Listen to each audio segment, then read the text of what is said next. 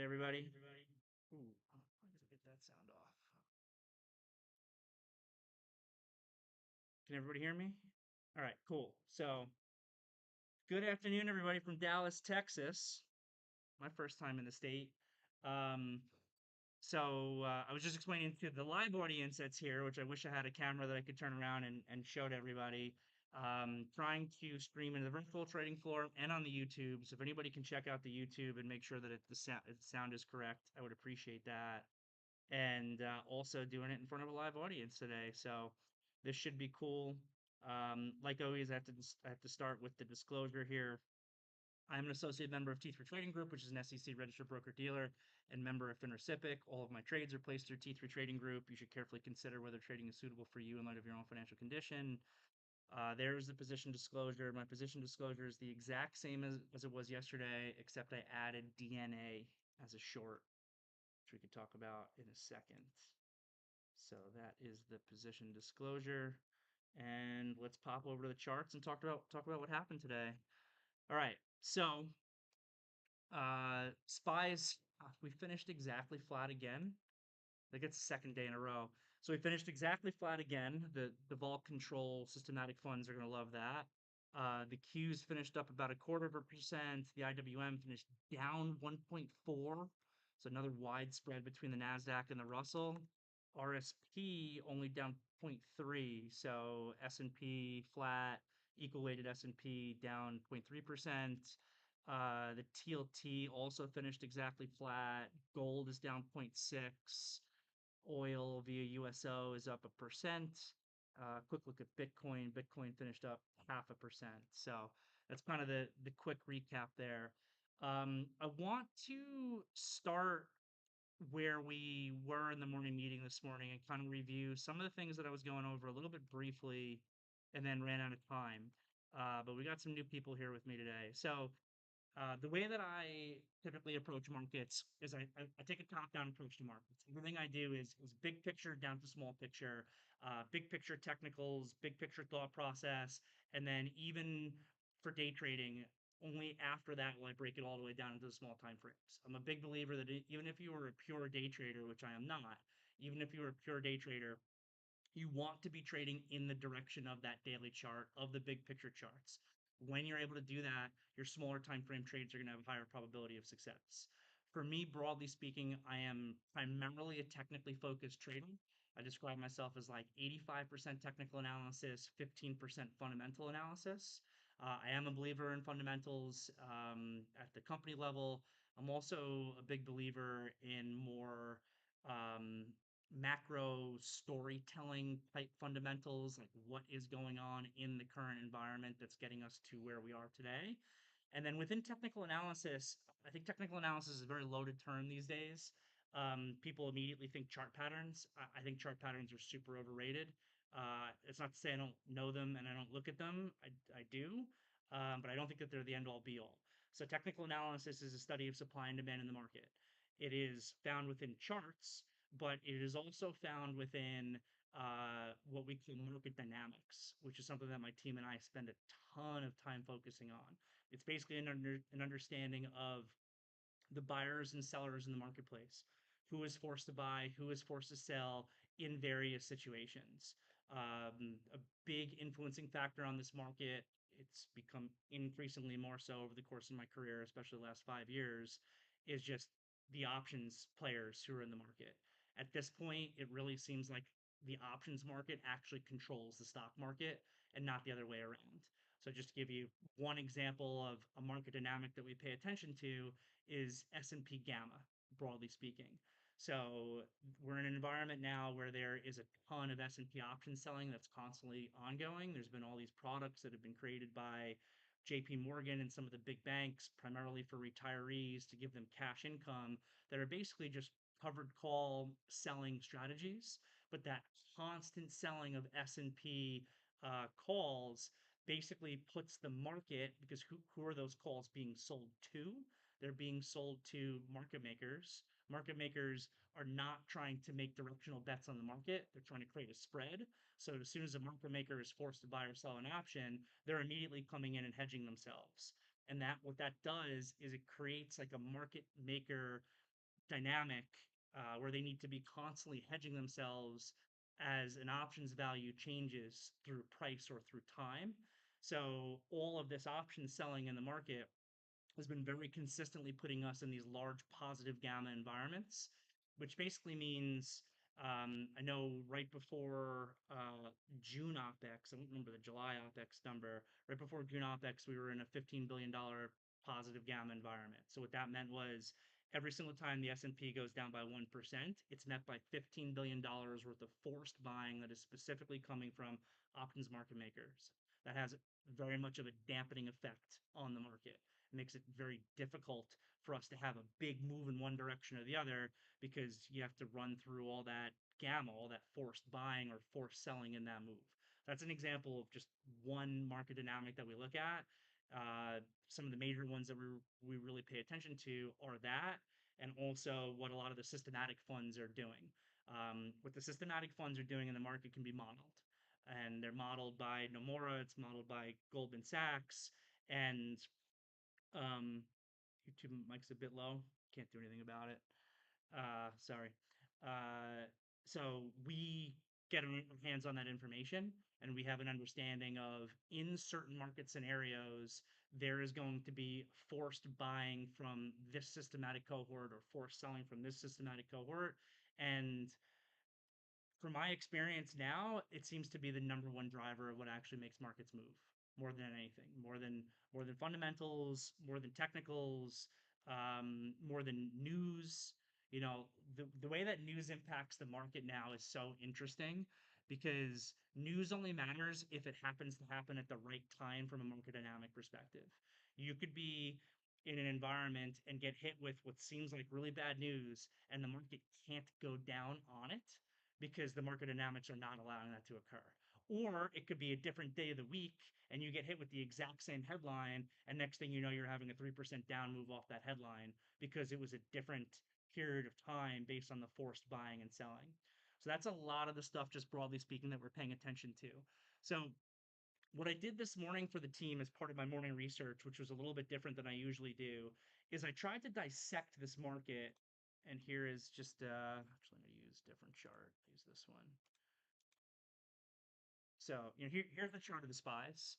Um, we have been on an incredible bull run here from the April low, right? This was our tariff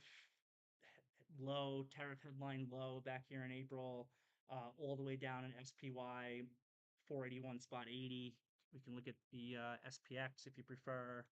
So the SPX is all the way down at 48.35. And now here we are, one, two, let's call it 3 total months approximately from that low. And we're all the way at 63.81. I mean, this has just been an incredible move, primarily led higher by the AI trade, really, right? NVIDIA, semiconductors, Palantir, those have been the big names that have really led us higher throughout this. Just thought of one quick thing. See if that fixes it. All right. So it's been an incredible run here to the upside, and it's been in the face of a lot of economists. And I have an economics background. Once upon a time, I studied economics in school.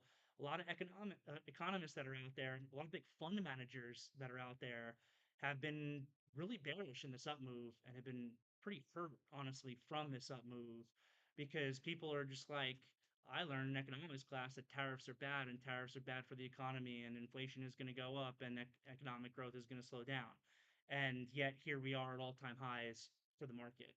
And the question is, what has brought us here? And probably more importantly, what happens next? What happens next? I don't know. I don't have a crystal ball. Yet I'm able to predict the future, right, as a professional trader and do this for a living. But what I tell people all the time is you don't need to know what happens next in order to make money. All you need to do is put yourself in a position where the risk reward and probability of success are in your favor consistently over time, and then you will make money by not knowing. And I actually think that one of the best and most humble things that a trader can say is that they really don't know what's going to happen next. But we can try to analyze all of these different things that will have an impact on the market. So let's break down a few of them. This is what I did a little bit in the morning meeting today. Start with the technicals. The technicals are super bullish. I mean, look at that chart of the S&P. The technicals are super bullish. We are up and to the right. We are trending higher. That is the definition of an uptrend. It's a pattern of higher highs and higher lows. That age old saying, the trend is your friend, is full on intact here. I don't care what you might have to say about tariffs or this, that, or the other. The fact of the matter is, the trend is higher and this is bullish. That could change, but trying to pick absolute tops and bottoms in the market is a fool's game. What I try to do is try to pick spots where it makes sense for the market to retrace counter trend, and then have rules in place for how a retracement could potentially become a reversal. But the technicals are bullish. Next is market dynamics, what I briefly kind of just was going over. And I can tell you that the market dynamics are still also very bullish right now. We know that the systematic funds are expected to continue to buy probably at least until mid-August, unless something changes. Positioning, which is another thing that's something that we pay attention to, positioning right now is very neutral. And that actually goes hand in hand with the systematics, right? The systematic positioning is neutral. Sorry, the systematic positioning is neutral, but systematic funds are set to continue to buy as long as the status quo remains the status quo. They're probably going to buy another $100 billion worth of stock between now and mid August. What can change that? There are two main cohorts of systematic buyers that I like to pay attention to that are very, very big and very impactful on the market. One is the trend following algorithms. The trend following algorithms are fully intact here, and they are continuing to buy in a flat tape and an up tape. For this week, which is almost over, but I last saw the data set from Goldman on Monday, the the CTA trend following algorithms were set to buy $10 billion worth of S&P over the course of this week. $2 billion a day of S&P buying. That buying is happening. That buying is happening as long as the market doesn't crash, as long as they're a trend following algorithm. As long as that trend doesn't fail, they're going to continue to be buyers. If the trend were to fail, then they would become sellers. And that, by the way, that's how trends work, right? Really, all a trend is a feedback cycle. It's a feedback cycle of buying leading to more buying, or a feedback cycle of selling leading to more selling.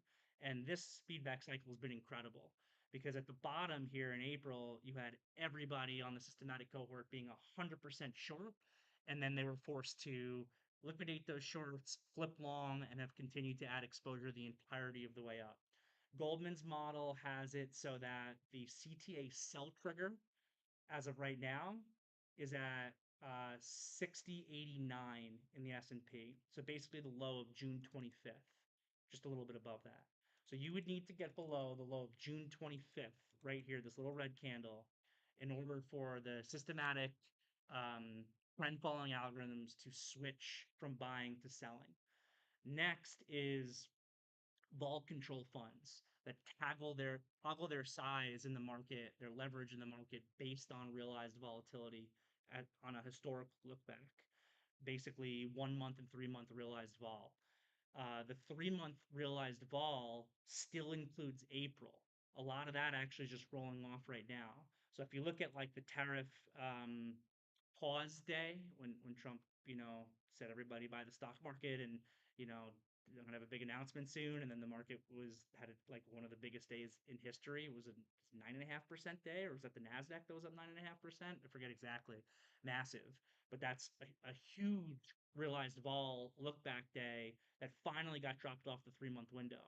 So over the course of this week, we saw specific days that were met with anywhere from like $5 to $20 billion worth of buying in the S&P on one specific day that was coming from vol control systematic funds. So it's just a massive bid underneath the market. What could change that would be if realized vol increased. But the reason I laughed when I was doing my quick recap before that the SPY finished green 0.04% is because now we have a new realized vol day in the data set of flat. So it just means more and more buying would come in. In order for those systematic funds to switch from being buyers to sellers, you would need to start seeing the market have up or down days exceeding 1.5%. And I can't remember the last time we had an up or down day now that's exceeded 1.5%. Just look at this trend. This trend has been grindy. It's been grindy up and to the right. We're like a little bit green all the time, every day, with no big red days at all. There's been barely a single red day, actually, over the course of the last 3 months. It's incredible. So technicals bullish, market dynamics bullish, the dollar is weak, bullish. UUP ETF for a quick look at the dollar. I think the dollar 2025 is the worst start or second worst start for the US dollar in any calendar year in 50 years. The dollar is getting obliterated. Uh, Good for stocks. So helping the stock price move up. And then the big one also is the AI theme, right? It's been all about the AI theme. If you look at NVIDIA, if you look at the semiconductors, it's another stat that I saw end of last week was the semiconductor move prior to this one from the April low to where we are now. The biggest semiconductor move that there had ever been from an absolute bottom to a peak before a pullback was after COVID, and it was a 49% rally. Now, this rally is like 72% or something like that. It's blowing the COVID rally out of the water. This rally has been all about AI. It's been all about semiconductors, all about NVIDIA and some of these companies, NVIDIA, AVGO, the market caps of these companies are so big. And remember that the S&P and the NASDAQ are market cap weighted ETFs or market cap weighted indexes, that it also further continues to push this market up. So that's on the bull side. And that's a strong case for the Bulls. And the most important ones that are in there are the technicals are bullish and the market dynamics are bullish. There are some things on the surface that bears can point to, I think, now, maybe for the first time. One is sentiment. Sentiment is starting to get a little bit off the charts, and I'll show you where you can see it. You can see it in all these crazy stocks that are starting to run. KSS gapping up to $20 a few days ago is insane. The move on Open Door, the move on JOBY, which I'm currently short, the move on QS, which I'm currently short. I have a whole list here that I've been publishing for the team every day of what we call just like the crazy stock lists. And trying to pull it up on my other screen while I talk, but it's got, GoPro, it's got GoPro's been on an insane run. You got Krispy Kreme that had that insane pop and drop. Got Whoop here on the radar. Children's Place, um, 1-800 Flowers, FLWS, one after the next. I mean, you can just see the sentiment even when you look at that, let alone if you actually look at sentiment charts. Another thing you could point to is valuations. Valuations are a little bit expensive here from the market. But guess what? Neither sentiment nor valuation is a great timing tool at all. It's something you take note of. It's something you put in the back of your brain. But it's not a timing tool. It tends to be when we start getting here's my favorite that started to run again, the workhorses of the world spiking like this, these no revenue companies that are trading at insane multiples. Usually that's a late cycle signal that you're at a late cycle of a market run. And it's been a very consistent signal ever since we had that bubble in those names in late 2020, early 2021. Every time you start to see those stocks going, we tend to be near the end of a bigger S&P move. But again, it's not a timing signal in and of itself. That could last for a couple days, a couple weeks. It could last for a couple of months. I can't tell you. Um, but it's something to note, and it's something to put kind of in the bear camp. And in the same way that AI has been this incredible theme, one of the things I could actually throw into the bear camp of this market right now is concentration. Everybody is concentrated. My partner Patrick, who I trade with, and we run that virtual trading floor together, he posts a phenomenal morning note every morning that aggregates some of the best sell side research that's out there. This one, not sure where this one came from. Usually it's like this note here was the JP Morgan note of the day. Usually it's sourced. I'm sure it's sourced somewhere. But look at this. Long high beta stocks is now the most crowded trade it has ever been in history, more so than in 2000, by the way. So you have, I think, some degree of concentration risk. On top of that, NVIDIA, which believe it or not, I'm currently short, um, and it got massively benefited from that Google earnings report yesterday. Uh, NVIDIA, per a Goldman Sachs research note that I just read, is at long positioning of a 10 out of 10 on their scale. So when you start to see, a potential island top here that maybe just got saved by, again, Google's earnings report, but that 10 out of 10 positioning after also the semiconductor statistic that I just mentioned from where they've been from their low to where they are currently, and I start to ask myself, not is NVIDIA a bad company? NVIDIA is a phenomenal company. As a matter of fact, I don't even think NVIDIA is that expensive fundamentally. Maybe a little bit, but I don't think that they're that expensive fundamentally. I love NVIDIA. But when Goldman's telling me the position is a 10 out of 10, and at the same time, there was another note about the H20 chip production that's going to go to China, maybe having some issues, I start to ask myself, well, who's left to buy? And that actually becomes my thought process a little bit more for that shorter term short. So I've been swinging this for a little bit. Caught this down move here a few days ago. Now it's kind of bouncing back. If this thing makes new highs, I will probably stop myself out of it, or at least be watching it very very closely. Um, but so on the bear camp, you start to have a concentration risk, which I'm going to circle back to that in a second. Um, you have the macro economy, right? I would put that personally kind of in the bear camp right now, but I could see people making arguments on both sides. I would just read a note that came out from Goldman Sachs yesterday, along with us getting the deal with Japan. Goldman Sachs expects the U.S. baseline tariff rate to rise from 10 to 15%, with a 50% tariff on copper and critical minerals. Goldman Sachs sees this adding 1.7% to core inflation over 2 to 3 years and cutting GDP growth to 1%. Um, there's other arguments you could make that the big beautiful bill, for example, would have a big stimulus effect on the market. I agree with that. Um, but I kind of would potentially put the macro in more of the bearish category at this point. But again, that's more like a fundamental thesis. That's not a timing tool for the market. And then positioning is neutral. We noted that. And then the final thing, I just put it as worth watching. I mentioned in the morning meeting to the team today is interest rates. I'm not too concerned about interest rates right now, to be perfectly honest, but it's something that we have to pay attention to. So just typing up the TLT, TF real quick here, just to get a quick look at what bonds are doing on the long end. If this TLT were really to start to lose 84, it could become problematic. When it comes to interest rates in the stock market don't have a direct relationship in the same way. It's something that actually changes over time. Over the course of my 15 plus career of trading professionally, I've seen periods of time where higher interest rates is good for the stock market, periods of time where higher interest rates are bad for the stock market, where lower interest rates are good for the stock market, where lower interest rates are bad for the stock market. So it depends a little bit on the overall narrative of everything else that's going on at the same time.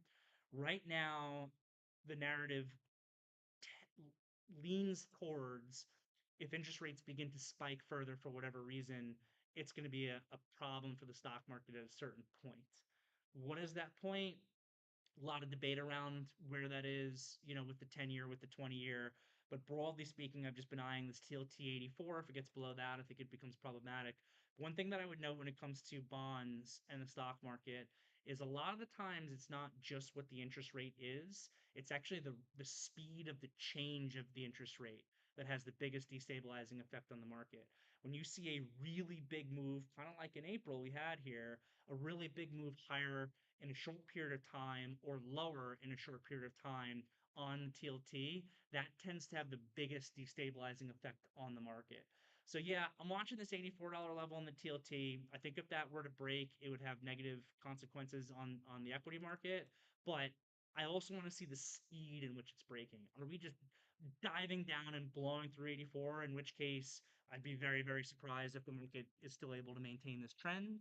Or do we grind down there, sit there at 84 for a few weeks, eventually work our way a little bit lower, and that's how interest rates are working their way up, in which case it's potentially not a big deal.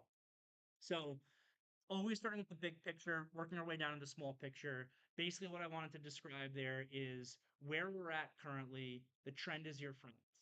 And I was saying this back in June. Back in June, when we had the Iran Israel thing and everybody was panicked that the market could crash, I was like, yeah, maybe, but let the market trend break first. Let our CTA sell triggers come in and break first. Let us know that we're actually going from a feedback cycle of buying to a feedback cycle of selling. You do not need to be short. Let's say hypothetically, and I'm not predicting this is going to happen by any means. Let's say we're going to retest the April low at some point in 2025. If that's true, you do not need to be short the SPY from the high penny today. We hit all-time highs, I think, again today. You do not need to be short from the all-time high to the penny to make money on a move if we go back down to April. You can be shorting this on the way lower if the trend breaks. But if you've just got in your head, oh my God, tariffs, end of the world, all this stuff, and you're just blindly shorting this market, which it sounds like a lot of funds have been doing, you're getting your face absolutely, absolutely ripped off. So again, my approach is big picture down to small picture. The big picture is telling me right now, you still want to be long this market, but there's some things in the background that are starting to grow concerning. We're starting to hit, I didn't mention seasonality. We're starting to hit a period of time of seasonal weakness for the market. We right now are at a period of time where the VIX historically bottoms for the next couple of months. And as you get into the August, September period of time, September's the worst month of the year historically for the market. And that, interestingly enough, would be happening once we get to mid August. By the time we get to mid August, from my understanding of the systematic funds, everybody should be in the pool at that point. And everybody being in the pool matters because then there's no one left to buy. And then if you can get a catalyst that breaks us down, there becomes a lot to sell. I just would go back to February of this year. February of this year, we had made what was an all time high on February 19th. My friends who are 100% chartists and technical analysts were like, this market's about to go so high. Look at this 4-month multi consolidation that's having a breakout starting today. And I was personally net short the market. As the market was breaking out to all-time highs, I was nervous about it because I was defying the technicals. The technicals were bullish, but I was net short the market. Why was I net short the market? Everybody was in the pool. All the data that I was reading was showing that there was literally no one left to buy. And in fact, if you could get a catalyst to the downside, this is an if-then statement. It's a great way to think about markets. If you can get a catalyst to the downside, you would have to get all of this selling to come in. And then we got the catalyst. We got the catalyst with the tariff fears that came in, and then that forced a massive unwind from the fund community and from the systematic community that eventually brought us all the way to a not a bear market, a 19.5% correction, because we always got to be careful with our semantics. A bear market's a 20% pullback. This was not a bear market. It was 19.5. It's this I think that this is like the sixth non-bear market I've seen in my career where the market has gone down over 19%, but it's technically will never be classified in the history books as a bear market, just for fun reference there. And then it hit the exact opposite point here. There was no one left to sell at this bottom. Everybody was 100% out of the pool. Was I thinking at that time that we were going to get to where we are today? Absolutely not. But we were short for the down move. We were long starting in the beginning of this up move with size for April, all based on this macro understanding of technicals combined with market dynamics.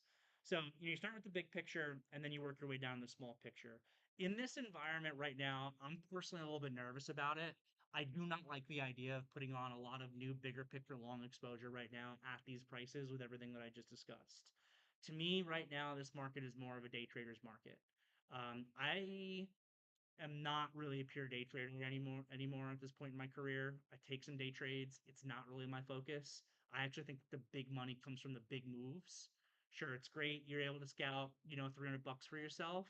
I want to know how many traders on my team still have longs on from when we were buying this gap down on April 21st. Because if you followed a system of trailing, you could easily still be long almost anything that you bought that day. That's where the big money comes from, in my opinion. Big money comes from capturing big moves on big size, not from scalping 15 cents at a time. Not that there's anything wrong with that, especially if that's your edge. I'm a believer, honestly, that any way that a trainer can make money is a good way, right? And I've been in this business a long time. I've seen people make money in so many different ways that I will never be the guy who is like, it's my way or the highway. This approach is the end all be all. You got Warren Buffett on one hand, and you got guys that are running HFT algorithms, making decisions faster than the human eye can blink, and they're both billionaires, right? You can be super successful on both sides of those extremes and pretty much every single place in between. But for my approach personally, I try to capture those bigger moves when I feel that they're there. And right now, the trend is my friend. The trend says I want to be long, but I don't like the sentiment. I don't like the seasonality. I don't like where the market dynamics are starting to get to. I don't like the idea of new bigger picture longs. At the same time, I've got all these insane stocks that are moving massive percentages. So while traditionally these days I'm not as big of a day trader as I used to be, you better believe I was shorting the hell out of KSS just a couple of days ago into $20 on this move because it made no sense. And I've been trading JLBY like an insane person. I've been trading QS like an insane person. I started a DNA short today off of its upside extension. Kept a little bit of that. At the same time, there's money to be made on the long side with these. We call that as FFAI for a long for continuation. Honestly, a little bit disappointing. I would have liked more out of that move on this thing. Um, and I'm telling the traders, like going back to QS, like this QX short worked out really, really well for me, and I still have some on and this little upside tail here. I think we're gonna get another deeper correction, probably back down to $10 on this, which is what I'm looking for. The the easier money though was just to buy the breakout at $7. And then when the thing is at 14 a few days later and you just rode that trend higher with no stress at all, you're just like, all right, how much of my money should I book today? How much of this should I keep on still and let it run after I get caught 100% move? Buying those breakouts is also something we want to have on the radar. So, for today, as far as trade callouts go, um, a couple pretty good ones. We had Tesla short through 310. I don't even understand how this thing is not significantly lower. I'm sorry, that Tesla earnings report was abysmal, absolutely abysmal. I don't understand who wants to own this stock at a 180 PE. We can get into that. It's very controversial. You just find out which side I'm on if you didn't know already. But off that earnings report, 310 was a little bit of a support level, so we communicated shorting through 310 off the open. Happened to basically be exactly that high, very, very quick $9 momentum move on an obscenely low amount of risk if you were fast enough to be able to capture that. Um, the DNA trade today was a bigger focus for me as this went into day 4 to the upside off of the 1050 breakout. Stocks trading at 1550 with the ADMA down at 1240. We can get into if people have questions about it, how I utilize the 8 and 21 EMA for my trading. But gave a little bit of I had already started a small feeler short, and then it gave a little bit of like a king queen pop with an inside and down here on the 5 minute at 9:45 to 9:50 for the actual short execution. Still closed decently strong because everything seems to close strong every single day recently. But I decided to keep a little bit. That turned into being a pretty good day trade. We had FFAI, which I already mentioned, on the long side today for the inside and up for continuation on the daily chart. Sometimes we refer to this as a 1-2-3 play. Day one's a big up day on high volume. Day two is an inside rest day on lower volume. Day three is your continuation day. So looking at this thing through $3. Also, love this. 1-2-3 play on the daily chart. 1-2-3 play on the 5 minute chart. Nice opening bar through that $3. You bought it on the opening bar versus the opening low. But then if you didn't have it, nice little inside 5 here. Volume picks up in a huge way through that 3 again on the third bar, just for really simple, easy execution for continuation. Also, a little bit of a disappointing close on that one. But that was a few of the trades I think were bigger focus for myself or for some of the people that were on the team today. And I think that pretty much covers everything that I wanted to re-review, starting from the big picture down to the small picture, while also giving, some of the guests that are here with me in Dallas a little bit bigger of an overview compared to what I sometimes do just for the guys who know me really well. So, like always, if there's anybody in the VTF or in the YouTube, I'm happy to answer any questions. There is no need to be bashful. Just because I got guests here today, I'm still happy to answer questions like I always do. I got people in the YouTube complaining about my microphone. I'm sorry, I'm on the road, guys, so I'll try to have that fixed when I'm no longer on the road. So for early next week.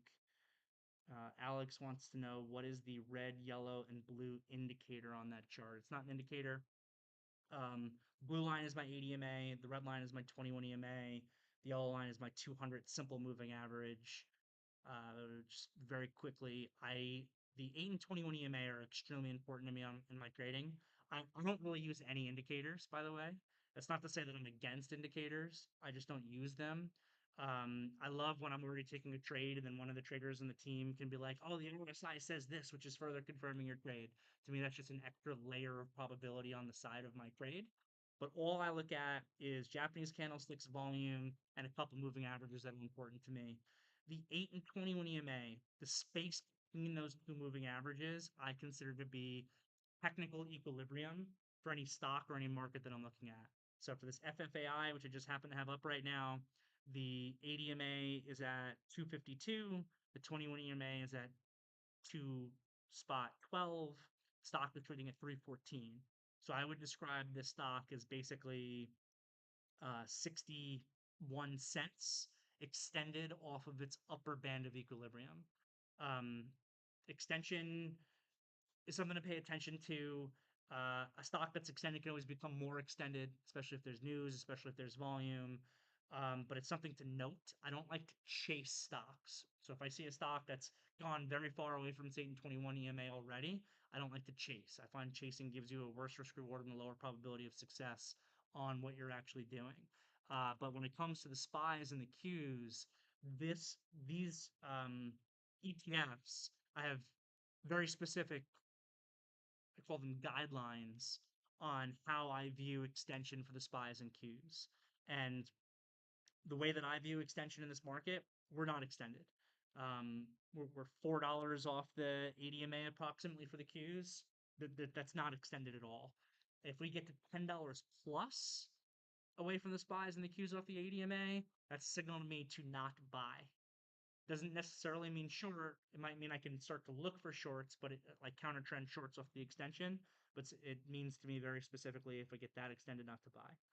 Appreciate the question, Alex. From Scott, are you still short Tesla? Yes, I am. What's your target? So my immediate target in this thing has been 290, which is a previous support level from July and from June.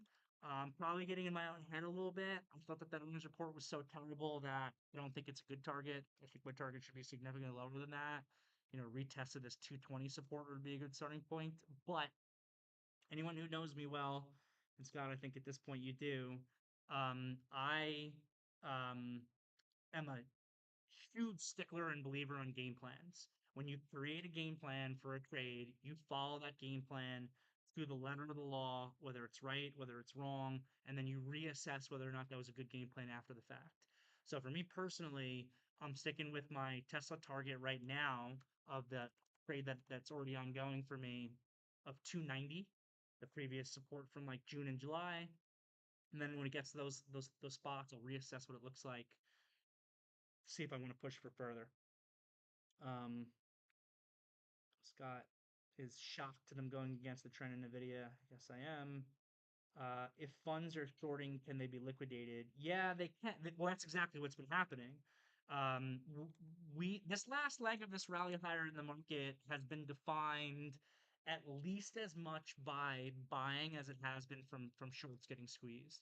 We had seen, I think it was back in June, we were comparing data that I had never compared before, which was hedge fund net exposure versus gross exposure, right? Gross exposure is the total dollar amount that hedge funds are long plus what they are short. Net exposure is what they are long minus what they are short. And we had been seeing in June that hedge funds had a very, very wide spread between their gross exposure and their net exposure, which indicated that they were not that they were adding long exposure, but at the same time doing everything they could to not get out of their short exposure. And then I think that we're starting to see them really get blown out of that short exposure here in the month of July. And look, you see it when you look at the most traded stocks in the market. These, crappy stocks that are all running, these crappy companies, they're the heaviest short floats in the market. Where was it? 2 days ago, which was the day that Nvidia was getting absolutely hammered off the open. That day was really notable. It was 2 days ago, right? Yeah, look at the sell here in Nvidia right at the open on all that volume. That day was really, really notable because you had names like Nvidia doing that. I think Palantir, which is very owned, was also doing that. And at the same time, you had every piece of crap stock in the universe ripping through the roof. That was someone completely getting blown out of their market exposure. The stuff that they were long, liquidating, the stuff that they were short, liquidating. So we are and we have been seeing, I think, shorts get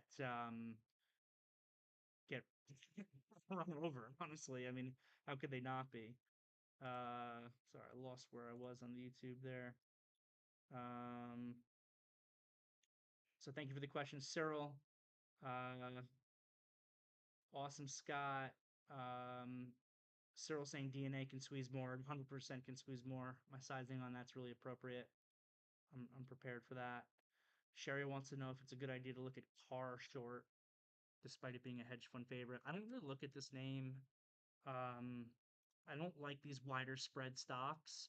This chart, so one of the things that we had noted recently, and maybe Carr is starting to do this, that I actually thought was also a signal for the beginning of the end, was when you look at, yeah, just bringing up like Robinhood as an example, because we called this short out these 2 days in a row here on the 18th and then again on the morning of the 21st, is when trends break to the upside, a lot of times that's also the end of the move, right? So when you think about my friend Sammy Abusad has some great wisdom for traders. When you see a 45-degree angle uptrend in a market, do not short that 45-degree angle uptrend in the market. Those just keep going and going and going and going and going. Wait for the trend to break before you consider shorting it. That trend could break because the lower end of the channel is breaking, or it could break sometimes. This is what happened with a whole bunch of stocks like a week ago, like this Robinhood. They actually break to the upside. So you have a stock that's already trending higher at 45 degrees and breaks to the upside. What does that begin to create? That begins to create a parabolic move for that stock. The market for that name is going parabolic. Parabolic moves cannot last. So actually, a lot of the times, the best way to break a stock lower is to break it higher first. You break it higher when it was already trending, so it starts to accelerate higher in a way that's unsustainable, and then you actually get the end of the move. That's why we called for that Robinhood short on that Doji day and on the next morning. Um, that's how we called for that. Coin did the same thing, broke his trend to the upside, came down. Roblox, when it put in this pivot high, we called the short on that day. Exact same thing. Trending higher, broke the trend to the upside, started to go parabolic, gave the doji, gave the heavy pullback on that. These names look like they still have more to come down to me, too. ARC, which is a name that I'm currently short, hasn't rewarded honestly as much as the other three that I just looked at, but I'm currently still short this from the same play. Started to break to the upside, doji, uh, similar high, but close on lows the next day, applying some downside pressure into this ADMA on the daily chart. So CAR is not a name I have an interest in being involved in. I don't really follow it closely. I don't like the more expensive, wider spread names. But, you can kind of see a little bit of a similar pattern there. Day three to the upside gave like an RDR short, a little bit of a topping tail in there today. And maybe you could argue was starting to break out of its trend to the upside as well. Though you could also make a counter argument that it was just a time correction bullfight that broke out to the upside. So not one for me, but if you want to try it, I would say you could short versus this high. If the high breaks, just get out of the way on the trade. But that's on the YouTube. Back over the virtual trading floor to see if I missed anything from John. Any thoughts on continuation to the upside for PayPal? Uh, so I'm biased towards PayPal. I think it's a value play. I think the name trade's really cheap. I like some of the stuff that they're doing. It almost looks like a inverse H pattern here to the upside that it's breaking out of. So I like it. I like it. Technically, this break that it just had today, you could get like $7 a continuation on it. You get this thing into the low 80s probably relatively easily. Just be careful on if this market starts to change, which, as we know, there's no indication of that, but be careful if that were to happen. Michael says everyone in the VTF's being on their good behavior. All right. Well, if no one else has any questions, I am happy to wrap up the afternoon meeting for you guys on your end. Yeah, the VIX is super low right now. Made another new low today. Got down to 15, but Pat was noting into the close a VVIX deviation. So VVIX bounced nicely today with the VIX not confirming it and the market not confirming it. But sometimes the VVIX leads the VIX, which leads the market. So we'll see if that's a signal. It's something we'll pay attention to if this VVIX gets a further bounce there. Could also have an indication towards the market. All right, guys, I'm gonna wrap up there. Have a